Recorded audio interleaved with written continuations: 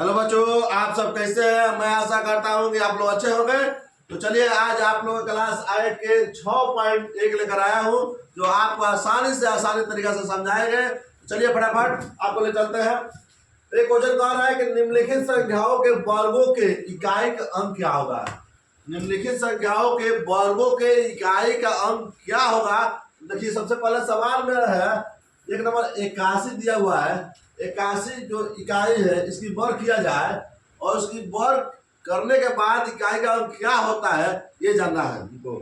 तो सबसे पहले एक वर्ग किया जाएगा तो एक होगा, तो इकाई का अंक क्या होगा, एक होगा। इकाई का अंक एक। फिर देखिए दिया है दूसरा नंबर 272 दिया हुआ है।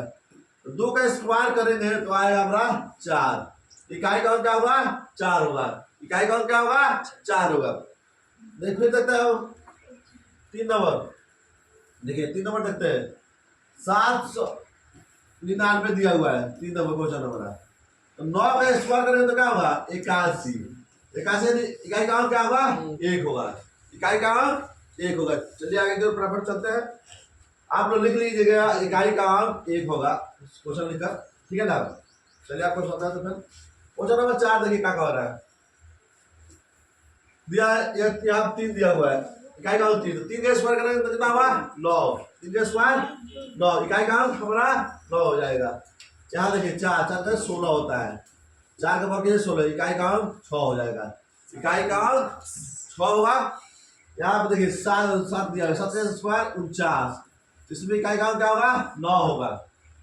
8 का स्क्वायर 2400, इकाई का अंक 4। 0 का इकाई का अंक 0 होगा, ठीक है। 6 होगा 36, इकाई का अंक 6 हो जाएगा। 5 होगा 25, इकाई का अंक 5 हो जाएगा। इस प्रकार आप लोग लिख लीजिएगा। इकाई का अंक 5 है। इकाई का अंक जो आएगा उसको आप लिखते चलिएगा इस तरह, ठीक है ना। चलिए नेक्स्ट क्वेश्चन की ओर बढ़ते हैं। क्वेश्चन नंबर देखिए 2 का कह रहा है निम्नलिखित संख्या स्पष्ट रूप से पूर्ण वर्ग संख्या नहीं है, इसके कारण के उत्तर दीजिए। देखिए पूर्ण वर्ग संख्या होने के लिए, पूर्ण वर्ग संख्या होने के लिए संख्या पूर्ण वर्ग इकाई के स्थान पर कौन कौन सी संख्याएं होगी कि पूर्ण वर्ग संख्या होगी, ये पर ध्यान देते हैं। पहला 0, 1, 4, 5, 6 और 9 ये संख्या रहेगी तो पूर्ण वर्ग संख्या होगी। इसके अलावा अगर कोई संख्या है वो पूर्ण वर्ग संख्या नहीं है। जैसे मैं मान लीजिए 2 दे दे, 3 दे दे, 7 दे, 8 दे दे, 3 0 दे दे, तो यह संख्या है पूर्ण वर्ग संख्या नहीं होती है। देखिए इकाई का अंक यहाँ बस 7 है। 7 होने के कारण यह पूर्ण वर्ग संख्या नहीं है। यहाँ पर देखिए इकाई का अंक 3 है, तो इकाई का अंक 3 होने के कारण पूर्ण वर्ग संख्या नहीं है। इकाई का अंक 8 है, इकाई का अंक 8 होने के कारण पूर्ण वर्ग संख्या नहीं है। इकाई का अंक 2 है, इसलिए पूर्ण वर्ग संख्या नहीं है। इकाई का अंक 3 0 है। कितना 0 है, 3 0 है, इसलिए पूर्ण वर्ग संख्या नहीं है। देखिए 3 0 है यहाँ पर। अगर यही 2 0 रहता है तो पूर्ण वर्ग संख्या हो जाता है, ठीक है ना। ठीक है, तो यहाँ पे देखिए 2 है इसलिए पूर्ण वर्ग संख्या नहीं है। 3 0 इसलिए पूर्ण वर्ग संख्या नहीं है। यहाँ पर 1 0 इसलिए पूर्ण वर्ग संख्या नहीं है। तो इस प्रकार आप लोग लिख लीजिएगा कि पूर्ण वर्ग संख्या नहीं है, किसके कारण नहीं है, तो इकाई का स्थान पर यह संख्या जो होगी 2 3 5 7 8 और 3 0 हो जाएगा, तो यह 1 0 रहेगा, तो समझिए पूर्ण वर्ग संख्या नहीं होती है। चलिए आगे की ओर बढ़ते फटाफट। निम्नलिखित संख्याओं में से किस संख्या का वर्ग विषम संख्या होगी।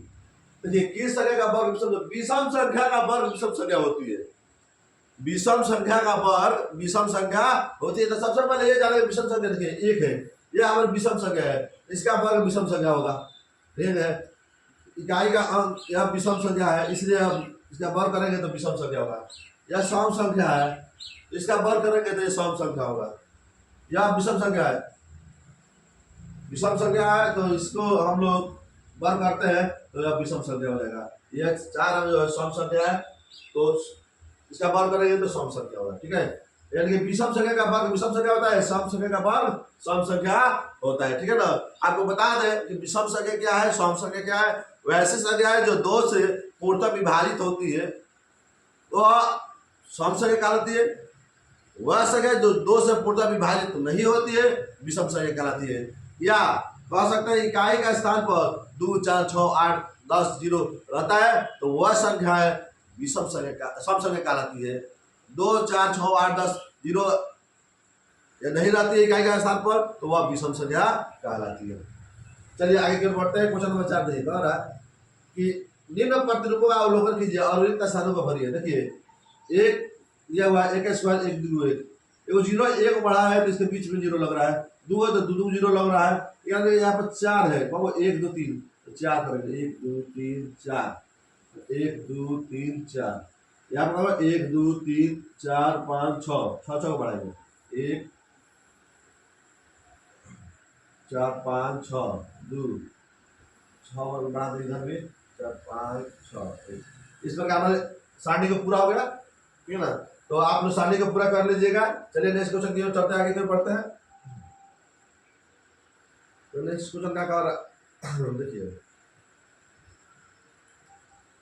क्वेश्चन कह रहा है कि निम्न प्रतिरूपों का अवलोकन कीजिए और रिक्त स्थानों को भरिए। देखिए 11 का स्क्वायर 1 2 1 हुआ, 1 0 1 के स्क्वायर 1 0 2 0, एक के बीच बीच में 1 1 जीरो लग रहा है, देखिए लगा है 1 0। इसी प्रकार जीरो गिरने 1 2 3 4 हुए, 1 2 3 4 3 2 1 जीरो लगा देंगे इसमें।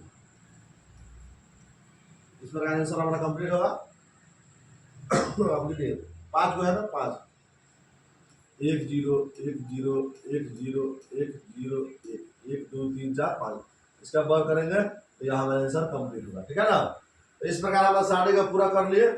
तो कहाँ से देखिए, सबसे पहले देखिए कितने कहो 1 कहो 1 2 3 1 2 3 2 1 और उसको जीरो बैठा दिए, लेकिन 1 2 3 4 को 1 है तो 1 2 3 4 टक लगे 3 2 1 करते हैं, बीच में जीरो लगा दिए।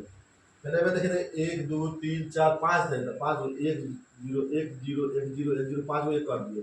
इस प्रकार हमारा सारणी पूरा हो गया। चलिए आगे की ओर बढ़ते हैं। इस क्वेश्चन की ओर क्वेश्चन कह रहा है मेरा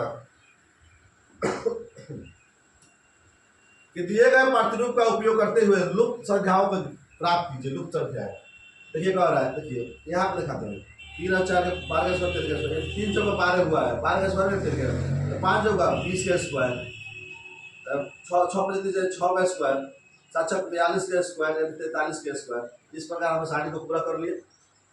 अब ये देखिए इसको योग संख्या किए भी है, योगफल ज्ञात करना है।